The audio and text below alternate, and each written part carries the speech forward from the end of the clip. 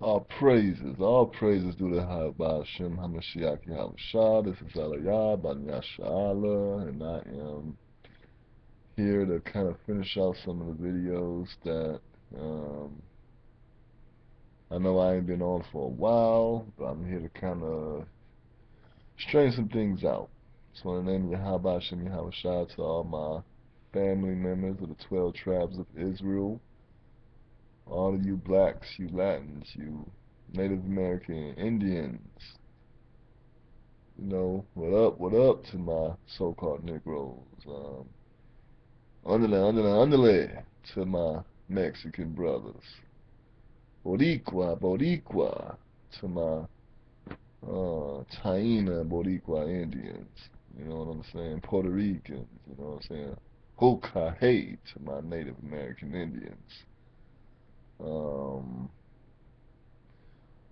you know, for beginners, it may be a little weird to you, but that's why you gotta do something called reading, and then you'll know it. You know what I'm saying? If you read, you know, you'll get the point.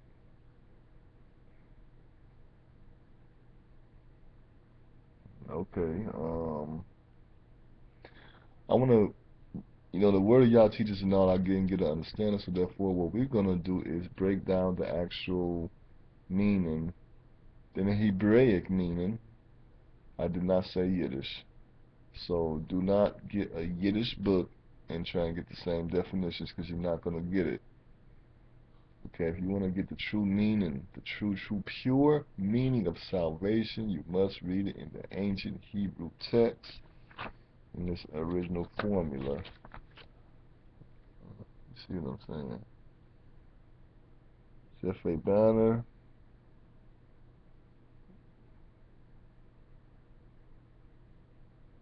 Ancient Hebrew lexicon of the Bible, Hebrew letters, words, and roots, definition, words, and ancient cultural context. Basically what that means is you're getting in its ancient Hebrew origin. You know, if you look carefully at the literature that you see, right here, you will be able to see that it is ancient Hebrew. This is not Yiddish, people. Now, many of y'all are saying that there is no difference. Y'all got to break that veil in the name of YAHAWASHA, because yes, there is a difference. Okay? If Yah felt that the Yiddish language was accurate, he would have wrote that to Moses. He didn't. He wrote this type of Hebrew, the ancient Hebrew. Okay, this is what. So if that be the case, if Yah felt that it was that important to do it, then that's what we do. Because if you saying that doesn't matter, then how are you gonna judge a Christian for going to church on Sunday and you don't think that the ancient Hebrew is accurate? It's trying to get with ancient Hebrew. It's trying to get with the real Hebrew, not ancient Hebrew. Yeah, it is ancient Hebrew, but truth be told, it's the original real Hebrew because it has different meanings, and meanings is an act of a chemistry. That means it's a more of a powerful force. That's why it's called in the Hebrew the Ram Kadesh, the holy tongue, pure. Okay, now when you get to Yiddish on down, that's when it gets decayed and defiled.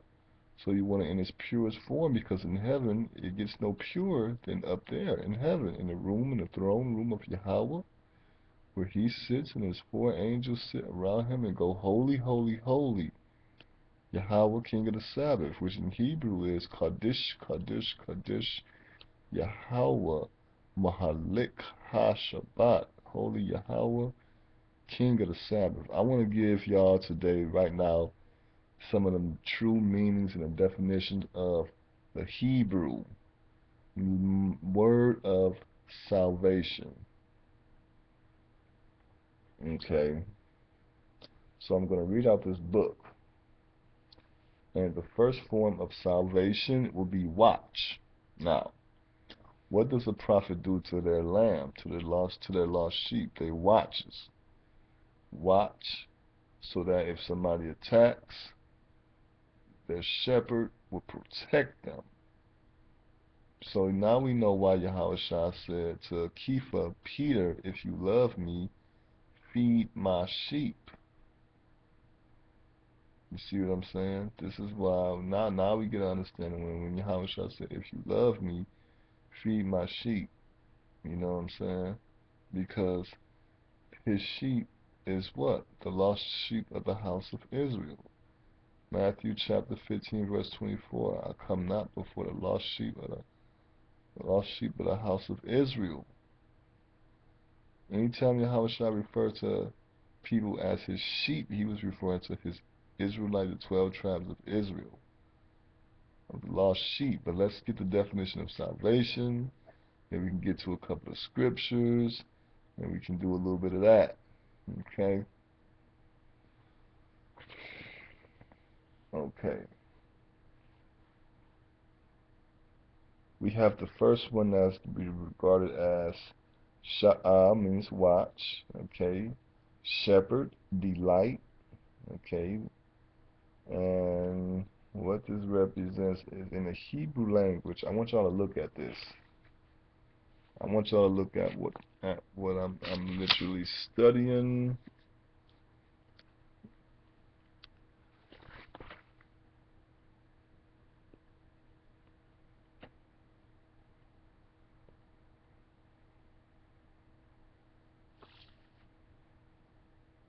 Okay, you see that?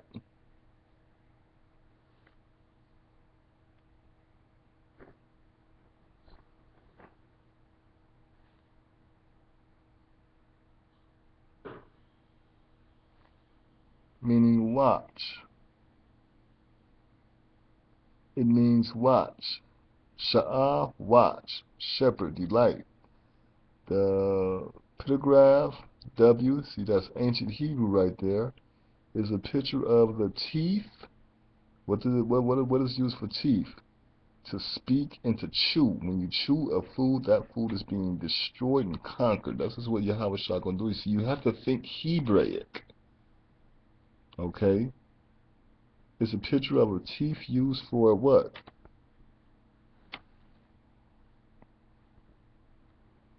Destroying and destruction. The eye is a picture of an eye combined. This means destroyer watches. The shepherd. Who is the shepherd? YAHAWASHA. What did YAHAWASHA say in his word? I am the good shepherd. You see what I'm saying? And see, now you see why I say YAHAWASHA. Well, it ain't even I. This is what his name is. Now you see the better reason of why you hear we say YAHAWASHA, because, you know, he is our shepherd. He's going to come to destroy the nations. And he is our watcher, because he watches over his sheep. You see what I'm saying? This is what you got to understand. Okay?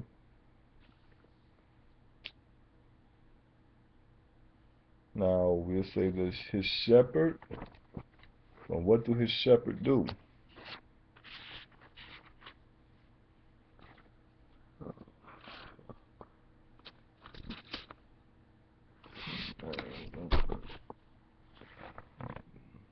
I'm trying to get it to you as much as possible.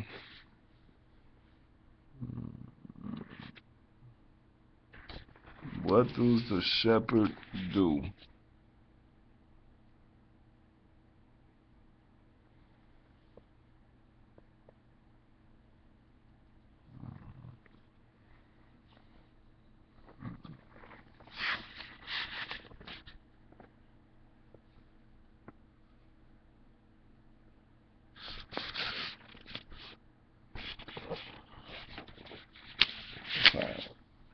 I'm trying to get this to you.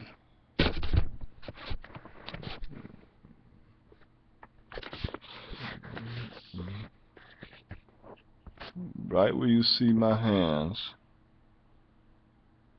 What does the shepherd do? carefully watches over the flock, and the surrounding area, always on the lookout for danger. When a predator comes to attack, the shepherd destroys the enemy.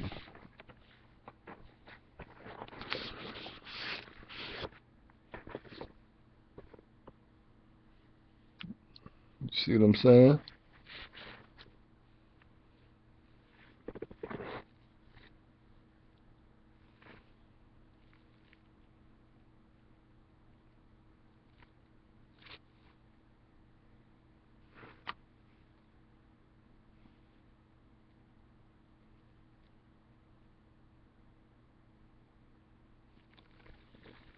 Then if we go up, you will see clearly the other word.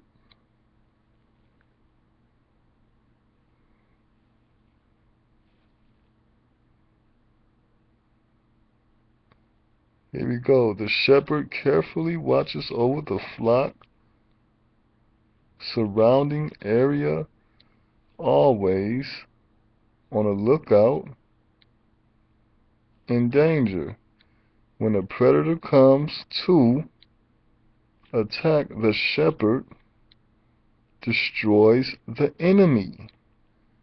Destroys the enemy. So what YAHAWASHA gonna do? He is our good shepherd. He is our great shepherd. And he's coming to destroy our enemies. Now, I shouldn't have to tell you who our enemies is. I shouldn't have to tell you, but I am. Because we got too many Israelite congregations that want their enemies saved. You see what I'm saying? Okay, then we got watch. Then we got the light.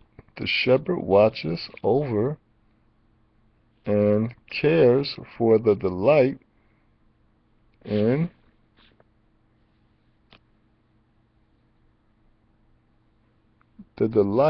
his sheep.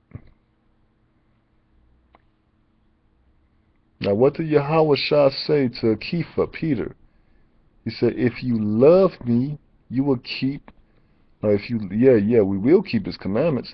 He said, if you love me, feed my sheep. This is what YAHAWASHA told to Peter, because Peter was the chief apostle. And I'm just reading definitions. I'm just reading Hebrew words. You know, I'm just reading the definitions of all this.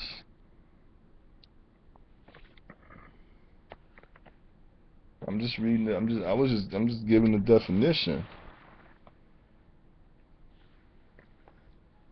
I'm just giving you it's like a Hebrew Bible dictionary. But it's no coincidence that YAHAWASHA, son of Yah, you know, acted out everything we read in the Hebraic word, because he was the Word made flesh. When we say he's the Word made flesh, we don't think of a book written in Hebrew with the correct Hebrew meaning. But yes, that was him. The Word made flesh. He manifested what the Word was telling us. The law is what showed us our sin and guilt. Because we can't all has fallen short of his glory. All have sinned and fallen short of his glory. So we can't save ourselves. So the law shows us that we can't save ourselves. So YAHAWASHA came and did it for us. So now we have a mediator to the Father on our behalf, because he is the high priest. You see what I'm saying? For the 12 tribes of Israel. Okay, so now that we got that, I want to go to another word that a lot of us like to use. A lot of us like to use aspects of what redeemed, being redeemed. This is how we know that redemption and salvation, these things are belonging to 12 tribes of Israel. Because, you know, we're reading out of a Greek book that's been translated in Greek, then from Greek to Latin to Spanish and to English. But I think it gets deeper than that, you know what I'm saying? Let's go to Deuteronomy chapter 30.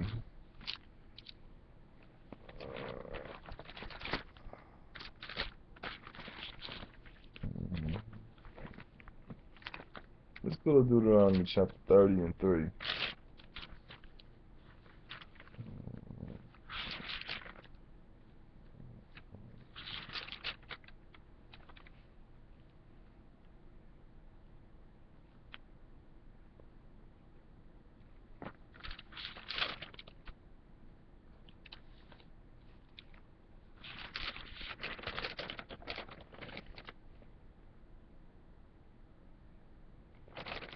When we read Deuteronomy chapter 3, we get this. When we read Deuteronomy chapter 30 and verse 3, we get this. So that's where I want y'all to go. Deuteronomy chapter 30 and 3. It says, that then Almighty Yah, our power, will turn thy captivity and have compassion upon thee, and will return and gather thee from all the nations where the Almighty Yah, our power, have scattered thee. Okay. Have scattered thee. So he's only dealing with one nation, and this is Deuteronomy. And that law was only given to one nation of people. So he's telling them this as a future presence. Because we haven't, at this point in time, we haven't even went to the land yet. So this is a prophecy that we was going to be scattered had we sinned. So we sinned in the land of Israel, just as Adam and Eve sinned in the Garden of Eden. They were kicked out. We sinned in Israel, which is the same place of the Garden of Eden, and we were kicked out. You see what I'm saying? But thanks be to Yah, he sent his son to be a sacrificial lamb for our sins so we can get back in. It's been done spiritually now that we're in captivity, but physically it's going to be done too. And see, that's where a lot of people go wrong at. They only want to give a spiritual or just a physical. But YAHAWASHA said, he that worship me must worship me in spirit and in truth, which meaning he that seeks me and if you want to understand me, you have to go with spirit and truth. And most white folks ain't gonna do it because they don't want to. Most people won't do it because they don't want to. Well, white folks, they don't want to admit that there was wrongful slavery. And they don't want to accept the fact that they got to pay for that as a whole race, because as a whole race, look, I'm an Israelite. I'm a Hebrew Israelite. I ain't build no golden calves. I didn't build no idols in worship. I didn't do any of that, but yet I was born and raised in Babylon and persecuted 31 years straight. Okay, so I've suffered many things that my forefathers did that I had absolutely nothing to do with. So if that's okay and common, then how is it a problem for it to happen to the other people? You know, everybody's grandma around here should have told you what goes around come back around. Well, if that be the case, then hey, he that leadeth into captivity shall go into captivity. He that killeth with a sword shall be killed with a sword. What goes around comes back around. You know what I'm saying? For somebody to not understand that, they're just evil, and they must repent. You see? Envy not your oppressors. And this goes to that, you know, of Esau, and even the 2/3 of us. If you're dealing with other Israelites that don't know that they're Israelites and don't care to know that they're Israelites, you got to cut them people off. Okay, you have to cut them people off because they're holding you up. They're holding you back. This is why we don't see the manifestation of Yah like we supposed to. Because you can't mix and mingle with evildoers. Blessed is he that walketh not in the counsel of the ungodly. Okay? If they want to call you conceited, let them call you conceited. But you gotta live it. You gotta live it as well too. Because it's only natural for somebody to see past bullshit. And you gotta watch people. Because you can only fake it for so long. Well, it'll be found out that you a phony. You know what I'm saying? So you can't fool nobody. And this is to the 1/3, because 2/3 that don't comprehend in their head. They really think they can fool Yah. And when you're around somebody who literally think they can fool Yah, that's a dangerous person. And you need to get away from that person quick. You need to get away from them quick. Whatever they can offer you, somebody else out there can offer it to you again. But anytime you're around somebody who think they can fool Yah, and that's somebody you really don't want to mess with, because the only person that's got something to lose and gonna lose something will be you. You see what I'm saying? Okay, so we read that, but let's get a little more information about that. Deuteronomy chapter 30 and 3. We just read that. I'll read it again. And then there's more things we can go into. Okay. That then Almighty Yahweh, thy power will turn thy captivity and have compassion upon thee, and will return and gather thee from all nations where the Almighty Yahweh, our power, hath scattered thee. You see what I'm saying? Now, this is how we can confirm that with Psalms chapter 2.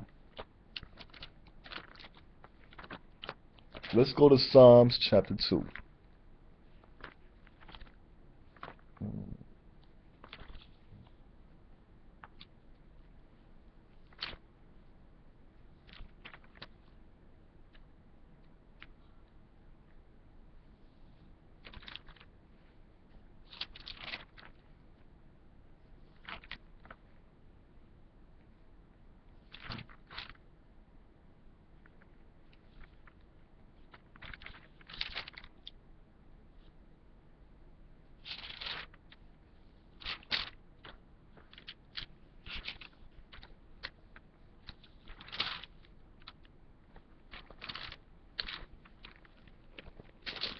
Let's go to Psalms chapter 2. Now, I'm going to read to you Psalms chapter 2 to give a more of a confirmation of Deuteronomy chapter 30 and 3.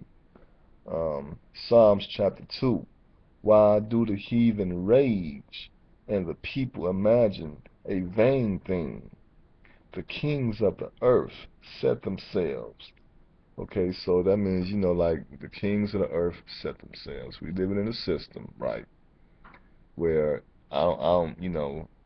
you have to be a very ignorant slave to think your vote really count. You have to be one extremely dumb guy. I don't want to say dumb. I'm saying dumb to people, rebellious, and I'm saying innocently ignorant to those who do have a heart for Yah. But look, we're not supposed to be voting. What is it we voting for? Don't you know the Constitution still considers you 3/5 of a human being? What is it you voting for? Okay. So why do the heathen rage, and the people imagine a vain thing? The kings of the earth set themselves, and the rulers take counsel together against Almighty Yah and against His anointed. Now we're gonna find out who is His anointed. But I'm gonna finish reading this, and we're gonna go and find out who was Yahweh's anointed. Okay, but let's finish reading. When it says, the rulers and the council together against Almighty Yah, against His anointed, saying, let us break their bands asunder and cast away their cords. This is what Esau is saying about us. This is what Chinese and all Africans and everybody, this is what they are saying about us. The high people, the other races and nations, this is what they're saying about us. They get together and they sit around a table and they plot on how to do us in. You know what I'm saying? But if you're gonna keep loving these people, you know what I'm saying, it just makes it harder on the 1/3, because you're gonna love these people, they're gonna mess you up, and then you're gonna run to the righteous of your own, you see what I'm saying, and just suck the soul out of them. In Yahweh's name, that's getting ready to stop, because people gonna have to pay for what they did. All right, so you two-thirds of us better get it together. Let us break their bands asunder, and cast away their cords from us. He that sitteth in the heavens shall laugh. Yahweh shall have them in derision. Yahweh will have revenge on them. Verse 5. Then shall he speak unto them, and once he speak unto them in his wrath, okay, because judgment is coming, and vex them in his sore displeasure, yet have I set my king upon my holy hill Zion. My holy hill of Zion, I declare the decree. Almighty Yahweh hath said unto me, Thou art my son, this day I have begotten thee, ask me, and I shall give thee the heathen for thy inheritance. Okay, I will give thee the heathen for thy inheritance, and uttermost parts of the earth for thy possession. Thou shalt break them with a rod of iron. Thou shalt dash them in pieces. This for all you people who think Yah is all love. Yeah, he's part of judgment too. Like a potter's vessel, be wise thou therefore, O ye kings, be instructed, ye judges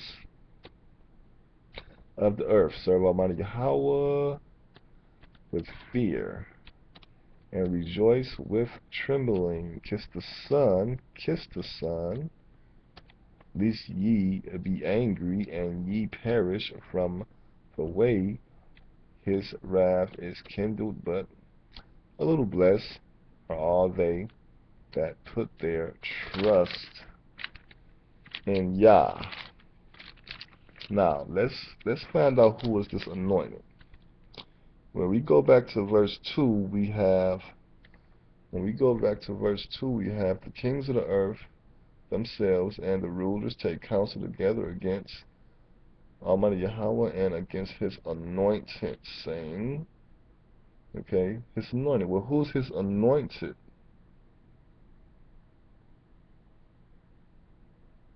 Who is his anointed? Let's go to Psalm 16 and 10. Get a notebook or something and write all this down. Let's go to Psalm 16 and 10.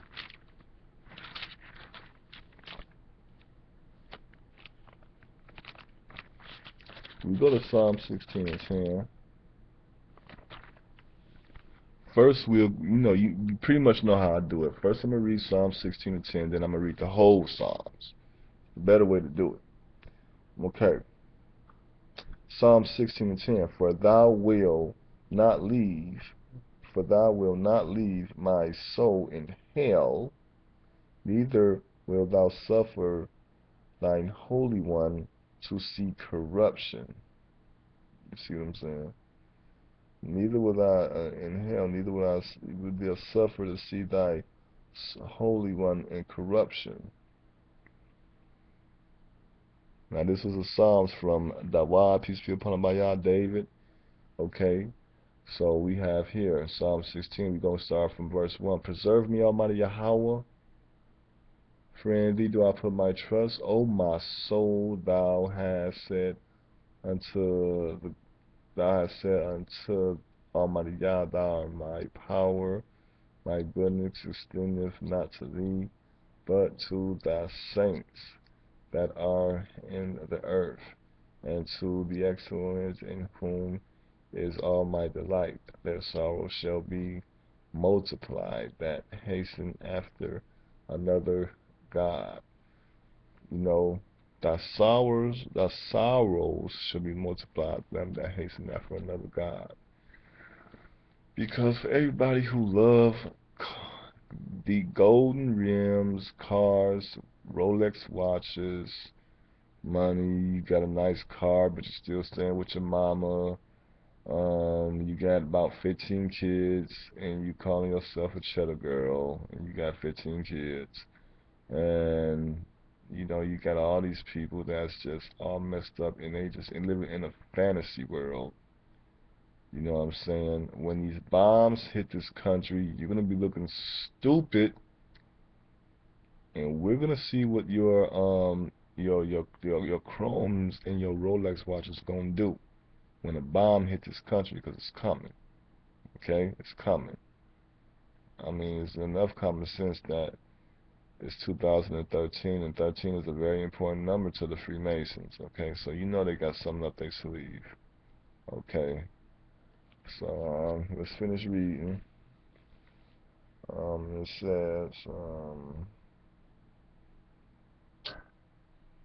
okay, I'm gonna start at verse 5. Almighty Yahweh is the portion, my inheritance, and of my cup thou and of my cup thou maintenance my portion, or lot, L-O-T, that means portion. The lines are fallen unto me in pleasant places. Yea, I have a goodly inheritance. I will bless Almighty Yahweh who have given me counsel. My reins also instructed me in the night season. Okay, I have set Almighty Yahweh always before me, because Almighty Yahweh is at my right hand. That means He's your strength. Okay, I shall not be moved. Therefore my heart is glad, and my glory rejoiceth. My flesh also shall rest in hope. For thou wilt not leave my soul in hell, neither wilt thou suffer the Holy One to see corruption. Thou wilt show me the path of life. In thy presence is fullness of joy. At thy right hand there are pleasures forevermore. There are pleasures forevermore. You know what I'm saying? So in all this, when we follow the ways of Yah, and for all people who don't think hell is real, because, you know, believe it, you got a lot of Israelites that don't believe in a literal hell. They believe that we living in hell in this wilderness. Yes, it is hell. And hell is a state of mind. We are not denying that. So let's not get nothing twisted. We in a prison of Babylon, USA, United Snakes of America, KKK. We are in a state mind of hell. Every day we wake up, we've been living in hell so much we done got used to it, and we don't even think it's hell no more. That's why you got so many of us thinking we free. You know what I'm saying? But this place is real, and I have a video about that. I do have a video about that. You see what I'm saying? So now that we got that kind of out of control, and if there's any questions, just leave it under there in the comment box. We'll get right back to it. Let's go to Revelations, because what I'm reading out of Revelations is all connected. There's one thing you're gonna learn about the Bible. It's all a connection. If you're not rolling with the Spirit, you're not gonna understand it. So seek Yah in His Spirit. Now, how do you seek Yah in His Spirit? Because see, a lot of Israelites, a lot of us, we say things, but we don't give the full meaning. We don't get a full definition of it, and then most of all, we don't apply it to ourselves. We just get on here, say good things to make a name for yourself. Because if people were really trying to apply that to ourselves, there would not be divisions. There would not be divisions in the camps. How can you go off on a Christian church when the Israelite camps are doing the same thing? You have 1,500 different churches. Well, you got 1,500 different Israelite camps. Why is that? I felt the Holy Spirit touch me plenty of times, and there is no possible way we should be divided the way we are if people are dealing and dealing with Yah in spirit and in truth. The reason why, because there is sin in the camp, and the serpent has entered the husband and wife. You see what I'm saying? Only difference is YAHAWASHA is not going to do what Adam did. He was the second Adam. YAHAWASHA going to obey. So the only person that's going to lose something will be the Israelites, us the Israelites, if we don't get it together. You see what I'm saying?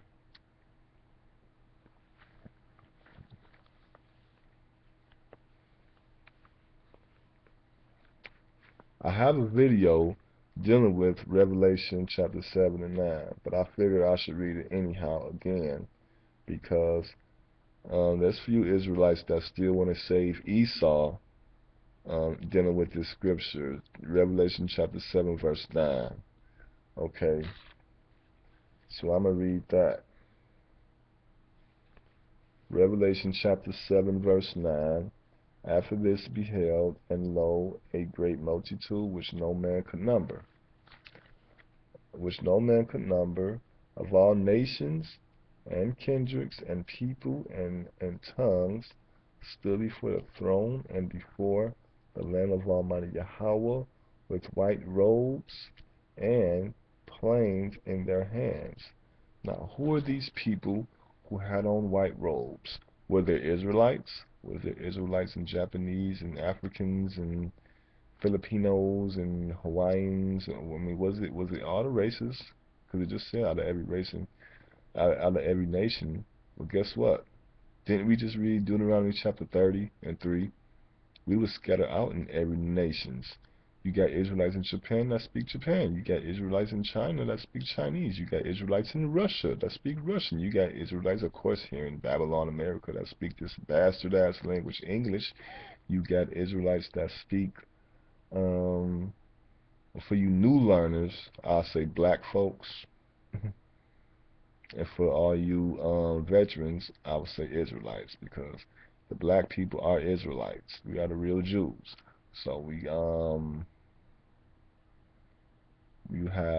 everywhere. We in Brazil. We in Haiti speaking French. We in Puerto Rico speaking Spanish. Taina Boricua. You know what I'm saying? Bueno. Santo de Bago. We in North America, South America. We all over the earth. Okay. Andale. We in Mexico. You know. We everywhere. Scattered. So this is what it means when it says all nations, because we scattered in all nations, and we speak in all different languages, and we related 12 tribes. That's 12 sons. So we got family members. You know what I'm saying? Who is this great multitude? Let's go to Isaiah chapter 1.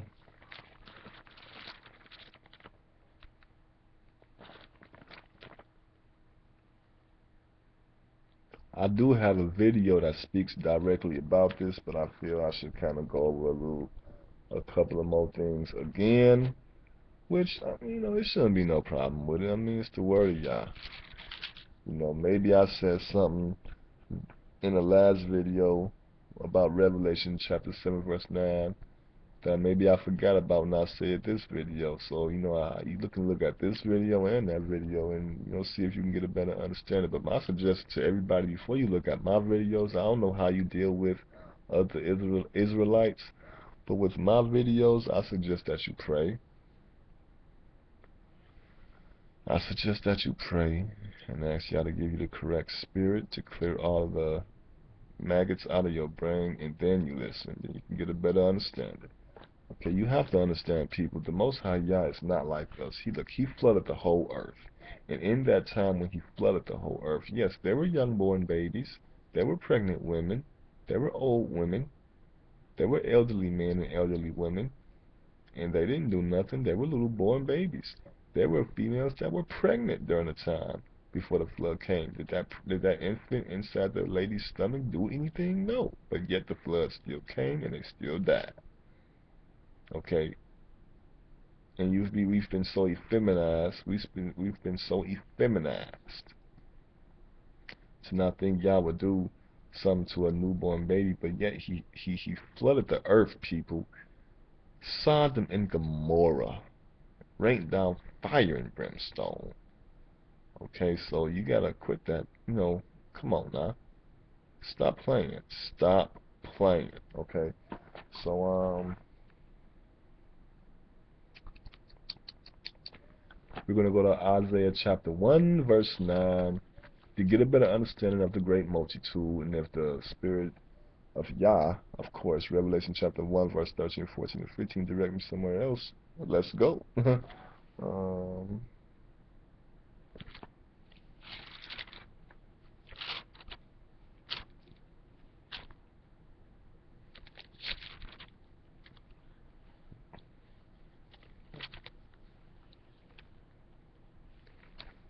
okay. You know the routine. Let's read Isaiah chapter 9 verse 1 first. No, Isaiah chapter 1 verse 9 first, where it says, okay, except Almighty Yahweh of hosts had left unto us a very small remnant, we would have been as Sodom and Gomorrah. And we would have been as Sodom, and we should have been as Gomorrah. Now, what's the story of Sodom and Gomorrah? He destroyed that whole city because the only person he had allowed to leave was Lot and his wife. And you already know who was going to turn their head, because it's just natural for a lady to be completely hard-headed. They still hard-headed to this day. They've been hard-headed. Eve was hard-headed. It's just natural for that creature to be hard-headed. So it's just a natural thing for her to be hard-headed. So the men of Israel, we have to take the stand. Now, the men of Israel, men period, we have our tendency to be weak. We weak. We try and do everything to impress pussy. Just like Jay-Z say, and we know, which I don't give a damn about him because he's a satanic worshiper. Fuck him. The power of the P-U-S-S-Y, that's why fellas get high and dress fly. The power of the P-U-S-S-Y. Men are generally weak, but women are generally willfully evil. It's just by nature, willful manipulators. The manipulator is a deceiver, and the deceiver is just evil. Okay? Because they both was there when God told them don't eat of that tree. That tree was not a literal tree. This was dealing with people. Okay? It wasn't a literal apple. It was dealing with people. That's why it's very important that you know the Hebrew language. Then you will know that the apple that he was talking about was people. And that the serpent was not a literal snake. It was an angel of light, which was Lucifer, it was Satan. Okay, coming to him as an angel of light, being a deceiver. Okay? So let's go. I'm going to go to Isaiah chapter 1, verse 1. The vision of Isaiah, the son of Amor, which he saw concerning Judah and Jerusalem. I didn't hear nothing about no Esau. When he said Judah and Jerusalem, in the days of Uzziah, okay, Jonathan, Ahaz, Hezekiah, kings of Judah, hear, O heavens. Why they saying hear, O heavens? Because there are people in heaven, okay? A lot of people don't think that when you die, your spirit leaves your body and go to heaven or hell. A lot of people don't realize that because all they really doing is going by what their teacher taught them. Okay? All you gotta do is read Luke chapter 16 about Nazareth and the rich man. Okay, when he died, he woke up. Okay, and he asked Abraham, but wait a minute, Abraham died way before they did. So what is he doing? Ain't he supposed to be here reincarnated?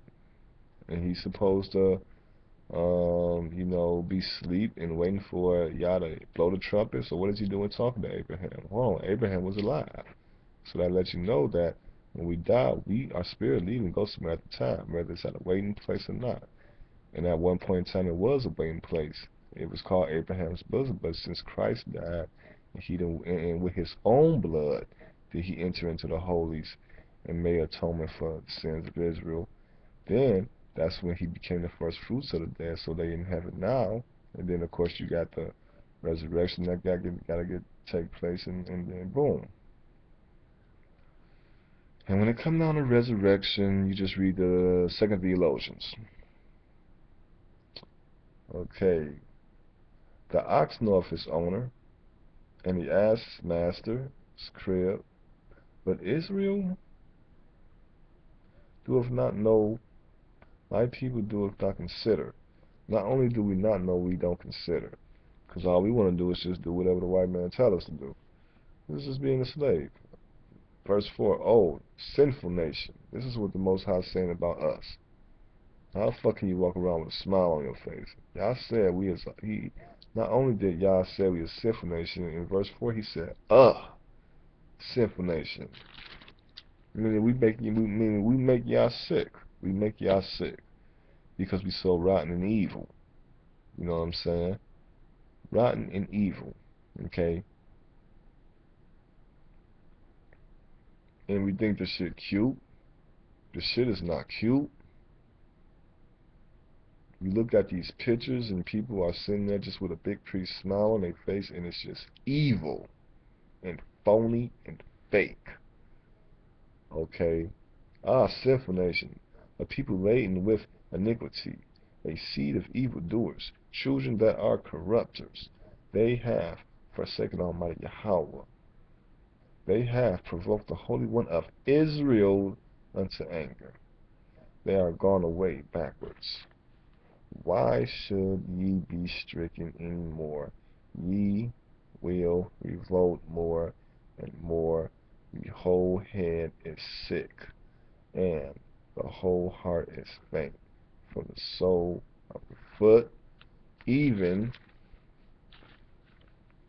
unto the head, there is no soundness in it, but words, wounds, and burning and purifying sores. They have not been closed, neither bound up, neither modified with ornaments.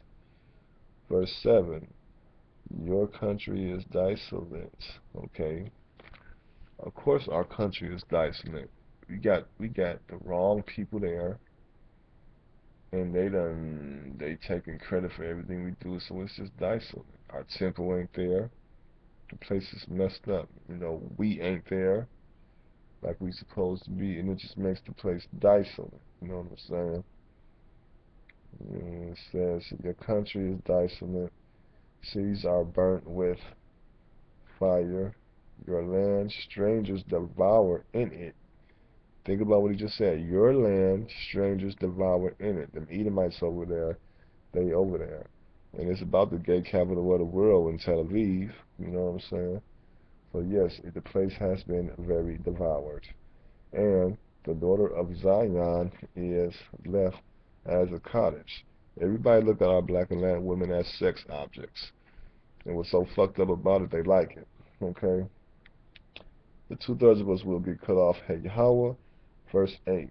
And the daughters of Zion is left as a cottage, and a vineyard as a lodge, and a garden of cucumbers as a besieged city. Except Almighty Yahweh, verse 9, except Almighty Yahweh of hosts had left unto us a small remnant, we will be like of Sodom and Gomorrah. Okay? So, hear the word of Almighty Yahweh, ye rulers of Sodom and Gomorrah. So this is dealing with wherever we are at, scattered, because they all take on that spirit of Sodom and Gomorrah. Okay, hear the word of Almighty Yahweh, ye rulers of Sodom and Gomorrah, give ear unto the law of our power, Yahweh, ye people of Gomorrah. To what purpose is the multitude of your sacrifices unto me? He's saying, why are you wasting your time giving me sacrifices when you don't do what you want to do? You know, if I'm Yah and I tell you, look, your man can have more than one wife, or if I say, look, bruh, you can't be whoremongering.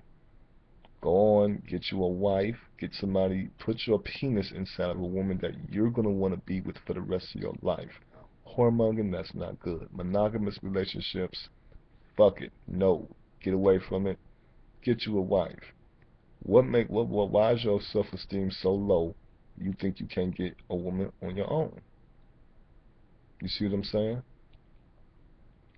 So what purpose is the multitude of your sacrifices unto me, says Almighty Yahweh? I am full of burnt offerings and rams, and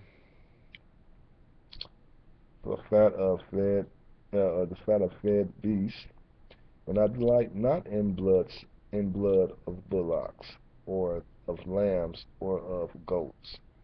When you come to appear before me, basically what he's saying right here,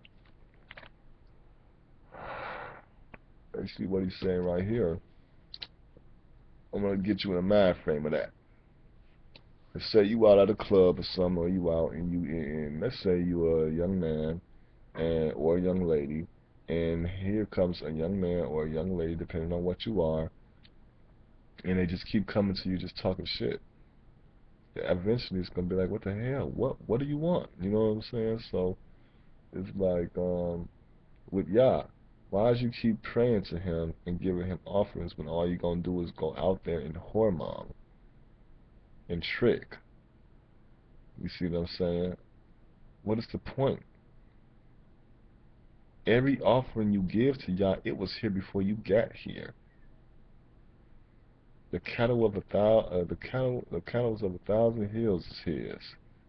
So what is you really giving him? He just wants you to enjoy what he gave you, and when you give back what he's already given you, it's just an act of worship and appreciation of what he did for us as a race of people. But you can't do what Cain did. Cain gave what he wanted to. Abel gave his best, and you have to give your best to the Most High Yah.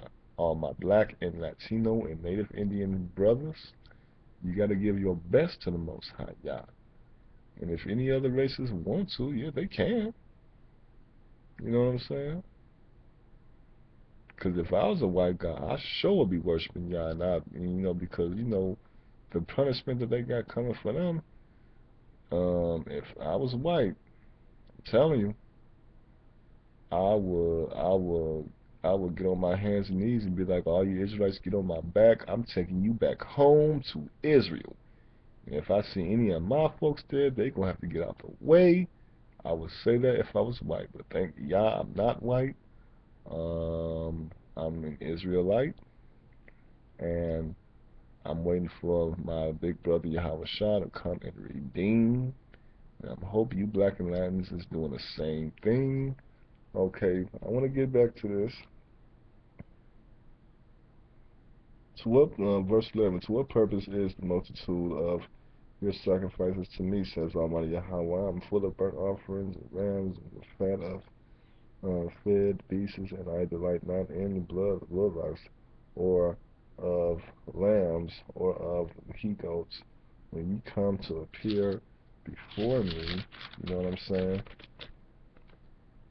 who have required this at your hand to tread my courts. Bring no more bring no more oblations. Bring no more vain oblations. Incense is an abomination to me. The new moons, the Sabbaths, the calling of assemblies I cannot away with. It is iniquity, even solemn meetings.